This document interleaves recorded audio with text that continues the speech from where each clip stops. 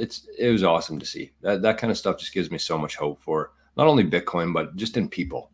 You know, it's one thing I've noticed within Bitcoin lately, not mostly with the comments in YouTube, checking Twitter, even Nostr.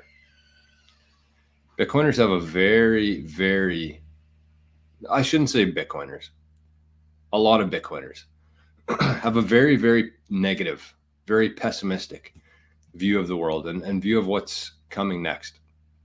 And it's kind of sad. And I don't know if there's any, you can't just post an article and say, here, don't be so pessimistic about things. It's just like a full, you kind of have to connect dots. You have to see the full picture and you have to be optimistic.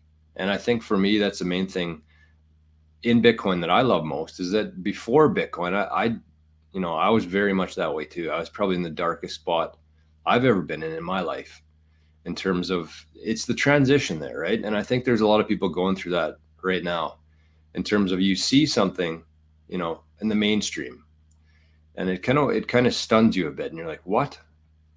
And then you see somebody share another side of the story, and you're like, what is going on here? And so you start off with this, like, okay, you start questioning things a little bit. And it's very depressing. Once you're in that part of the journey itself, it's very depressing because you don't see any hope for it. You see all this negative stuff. You see all these politicians, Hollywood, music industry, big pharma, everything. You see that and you're like, okay, well, we're screwed. What can fix this? But then you find Bitcoin and you're like, okay, well, maybe we got a shot at this thing. So, but that, when you're stuck in there for a while, it's a tough place to be. It's a very depressing place. And unfortunately, there's even Bitcoiners who are still stuck in that place. And, I'm never going to change their mind, so I'm not going to exert any energy doing it. But that's kind of where we are right now.